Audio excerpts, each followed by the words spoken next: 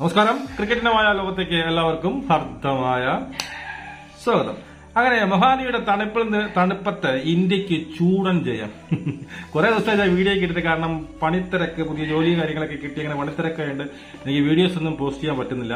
എന്തായാലും ഇന്ത്യ ജയിക്കുമ്പോൾ നമുക്ക് വീഡിയോ ഇടാതിരിക്കാൻ പറ്റില്ല, അതുകൊണ്ടാണ് ഓടി വന്നത്. എന്തായാലും ഈ തണുത്തുറഞ്ഞ കാലാവസ്ഥയിൽ നിന്ന് ഇന്ത്യ ഒരു ചൂടുള്ള ചുട്ടുകൊള്ളുന്ന ഒരു വിജയം കൈപ്പടിയിൽ ഒതുക്കിയിരിക്കുകയാണ് ഇന്ത്യ. ശുഭം ഡൂബയുടെ അപാര ഓൾറൗണ്ടർ പെർഫോമൻസിൽ ഇന്ത്യ ഏകപക്ഷീയമായി ജയിച്ചു എന്ന് തന്നെ പറയാം. അതായത് അഫ്ഗാനിസ്ഥാൻ 158 റൺസ് 5 വിക്കറ്റ് നഷ്ടത്തിൽ 158 റൺസ് അടിച്ചു. ഇന്ത്യ മറുപടി ബാറ്റിംഗ് ഇറങ്ങിയ ഇന്ത്യ 159 റൺസ് 4 വിക്കറ്റ് നഷ്ടത്തിൽ വെറും 17.3 ഓവറിൽ അനായാസം എന്ത് ചെയ്തു കളി ജയിച്ചു എന്നുള്ളതാണ്. രോഹിത് ശർമ്മയുടെ ഡക്കിൽ നിന്നാണ് നമ്മൾ തുടക്കിയത്. രോഹിത് ശർമ്മ അൺഫോർച്ചുനേറ്റ്ലി എന്തായി 0 ഔട്ടായി പോയി, ഡക്കായി പോയി. സത്യം പറഞ്ഞാൽ അത് ഈ പറയുന്ന ഗില്ലിന്റെ കുഴപ്പം കൊണ്ടാണ്. ഗില്ല് ഓടാതെ ഇരുന്നതാണ്. ഈ രോഹിത് ശർമ്മയാണ് സത്യം പറഞ്ഞാൽ യഥാർത്ഥത്തിൽ ഡേഞ്ചർ സോണിലേക്ക് ഓടി വരുന്നത്.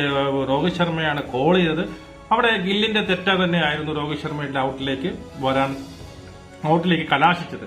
അപ്പൊ എന്തായാലും സൂപ്പർ ആയിട്ടുള്ള വിജയമായിരുന്നു. അവരുടെ ബാറ്റിംഗ് പറയുകയാണെങ്കിൽ ഏതാണ്, മുഹമ്മദ് നബി 42 റൺസ് അടിച്ചു. 27 ബോളിൽ നിന്ന് 42 റൺസ് അടിച്ചു എന്നുള്ളതല്ലാതെ മറ്റൊന്നും അവിടെ വലുതായിട്ടൊന്നും സംഭവിച്ചില്ല. വരുന്നവരും ഫസ്റ്റ് ഓപ്പണിംഗ് നിന്ന സർദാനൊക്കെ കുറച്ച് റൺസിന്റെ കോൺട്രിബ്യൂഷൻ ചെയ്തു എന്നുള്ളതേ ഉള്ളൂ.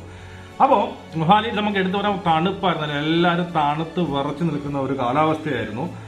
നല്ല ഡ്യൂ ഉണ്ടായിരുന്നു. ബോള് ഗ്രിപ്പ് ചെയ്യാൻ പറ്റുന്നില്ലായിരുന്നു. അപ്പൊ അതുകൊണ്ട് തന്നെ നല്ലൊരു സ്കോർ. ഇന്ത്യൻ ഫസ്റ്റ് ബാറ്റിംഗ് ആയിരുന്നെങ്കിൽ നല്ല 200 റൺസിന് മേളില്. നമുക്കറിയാം മൊഹാലി പിച്ച് എന്ന് പറഞ്ഞു കഴിഞ്ഞാൽ ചേസ് 200 റൺസൊക്കെ ഒരുപാട് അടിച്ചു വെക്കുകയും ചേസ് വളരെ ഈസി. ഇപ്പം ഈ അത് നടന്ന ഏതാണ്ട് ഭൂരിഭാഗം കളികളും ചേസ് ചെയ്താണ് ചെയ്യുന്നത്. അപ്പൊ 200 അടിച്ചാലും തിരിച്ചടിക്കാൻ പറ്റുന്ന ഒരു ഗ്രൗണ്ടാണ് മൊഹാലി, അല്ലേ? അപ്പൊ അവിടെ എന്ത് ഇന്ത്യ അനായാസം ആദ്യം ഈ പറയുന്ന രോഹിത് ശർമ്മയുടെ ഒരു വിക്കറ്റ് പോയി എന്നുള്ളത്, അതുപോലെ തന്നെ ശുഭം ഗില്ല് നല്ല ഒരു ഫോമിലായിട്ട് കളിച്ചു തുടങ്ങി എന്നാണ് നമുക്ക് കണ്ടപ്പോൾ തോന്നിയത്. പിന്നെ അനാശ ഷോട്ടിന് ശ്രമിച്ചു, എന്തായാലും ഔട്ടായി പോയി എന്നുള്ളതാണ്. പിന്നെ തിലക് വർമ്മ 26 റൺസ് അടിച്ചു. പിന്നെ ആരാണ് ശുഭം ഡൂബയാണ് 40 ബോളിൽ നിന്ന് 60 റൺസ് അടിച്ചു. 5 ഫോറുകളും 2 സിക്സുകളും. സത്യം പറഞ്ഞാൽ ശുഭം ഡൂബയുടെ ഓരോ അടിയും ചെന്ന് കൊള്ളുന്നത് ആരുടെ നെഞ്ചിലേക്ക് എന്നറിയാം, നമ്മുടെ ഈ പറയുന്ന ഹാർദിക് പാണ്ഡ്യയുടെ നെഞ്ചിലേക്കാണ്. കാരണം ഹാർദിക് പാണ്ഡ്യയ്ക്ക് ഒരു അഹങ്കാരമുണ്ട്.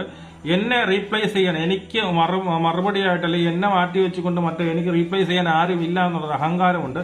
അതുകൊണ്ട് തന്നെ എനിക്ക് ആ രോഹിത് ശർമ്മ ശുഭം ഡൂബയ്ക്ക് കൊടുത്ത ഓവർ കൊടുത്തപ്പോഴും ശുഭം ഡൂബയെ നേരത്തേക്ക് ഇറക്കി വിട്ടപ്പോഴും രോഹിത് ശർമ്മയുടെ മനസ്സിൽ അങ്ങനെ ഒരു ചിന്തയുണ്ടോ എന്ന് പോലും പലപ്പോഴും എനിക്ക് തോന്നി. കാരണം എങ്ങനെയെങ്കിലും യവന് നല്ലൊരു രീതിയിൽ ഒരു ഹൈപ്പ് കിട്ടട്ടെ, എന്നുവെച്ചാൽ ഒരു ഓൾറൗണ്ടർ. ഇപ്പം ഈ പറഞ്ഞതുപോലെ ആർക്ക് ഈ ഹാർദിക് പാണ്ഡ്യയ്ക്ക് പകരമായിട്ടാണ് ശുഭം ഡൂബെ വരുന്നത്. അപ്പൊ ശുഭം ഡൂബെ അവിടെ നല്ല രീതിയിൽ ഇന്ന് മാൻ ഓഫ് ദി മാച്ച് എന്തായാലും ശുഭം ഡൂബെ തന്നെ ആയിരിക്കും. കാരണം ഒരു വിക്കറ്റും എടുത്തിട്ടുണ്ട്, 60 റൺസും അടിച്ചിട്ടുണ്ട്. അവൻ തന്നെയാണ് ടോപ്പ് സ്കോറർ ഈ കളിയിൽ വെച്ച് നോക്കിക്കഴിഞ്ഞാൽ.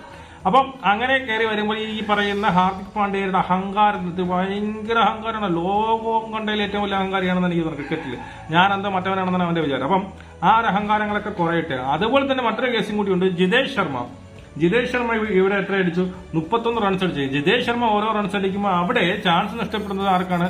ഈ പറയുന്ന സഞ്ജു സാംസണാണ്. സഞ്ജു സാംസൺ ഇപ്പോഴും ടീമിൽ എടുത്തിട്ടുണ്ട് എങ്കിൽ കൂടിയും എന്ത് ചെയ്തില്ല, പ്ലേയിങ് 11 ഇല്ലാതായിപ്പോയി. അപ്പം കഴിഞ്ഞ നമ്മളെ T20 തന്നെ സഞ്ജു സാംസൺ ഒഴിവായിക്കൊണ്ട് ജിതേഷ് ശർമ്മ എടുത്തപ്പോഴേ നമ്മൾ പറഞ്ഞായിരുന്നു എവരുടെ T20 വേൾഡ് കപ്പിലേക്കുള്ള പ്ലാനിൽ സഞ്ജു സാംസൺ ഇല്ല. അവിടെ അവർ കീപ്പർ കം ബാറ്റ്സ്മാനായിട്ട് അവർ കൺസിഡർ ചെയ്യുന്നത് ആരാണ്? ജിതേഷ് ശർമ്മയാണ്. ജിതേഷ് ശർമ്മയും ഈ പറഞ്ഞ ഇഷാൻ കിഷനെയാണ് അവരവിടെ എന്ത് ചെയ്യുന്നത്, പരിഗണിക്കുന്നത്. അതൊക്കെ എന്തൊക്കെ ആയിക്കോട്ടെ, സഞ്ജു സാംസൺ എന്തായാലും അവസരം കിട്ടുമെന്ന് പറയുമെങ്കിലും കളിക്കുന്നവരെ നമ്മൾ എന്ത് ചെയ്യണം, പ്രോത്സാഹിപ്പിക്കണം, അപ്രീഷിയേറ്റ് ചെയ്യണം. കാരണം ജിതേഷ് ശർമ്മ ഇന്ന് നല്ല രീതിയിൽ പിന്നീട് ബാറ്റ് ചെയ്തിട്ടുണ്ട്. 20 ബോളിൽ 31 റൺസ് അടിച്ചിട്ടുണ്ട്, 5 ഫോറൊക്കെ അടിച്ചിട്ടുണ്ട്, ഒരു സ്റ്റംപിങ്. എന്തുകൊണ്ടും ഇന്ത്യ അടിപൊളിയായിട്ട് ഇപ്പൊ 3 T20 ആണല്ലോ ഫസ്റ്റ് കളി ഇന്ത്യ ഏകപക്ഷീയമായിട്ട് ജയിച്ചിട്ടുണ്ട്. ഇന്ത്യയുടെ ഒരു ഏകപക്ഷീയമായ വിജയം തന്നെ പറയാം. ഒരു പ്രശ്നമൊന്നുമില്ല. 4 വിക്കറ്റ് 17.3 ഓവർ ജയിക്കുക എന്ന് വെച്ചാൽ വളരെ ഈസി ആയിട്ട് തന്നെ ഇന്ത്യ എന്തായാലും കളി ജയിച്ചിരിക്കുന്നു. നമുക്ക് വീണ്ടും കാണാം, നമുക്ക് കാണണം. ജയിക്കുന്നു.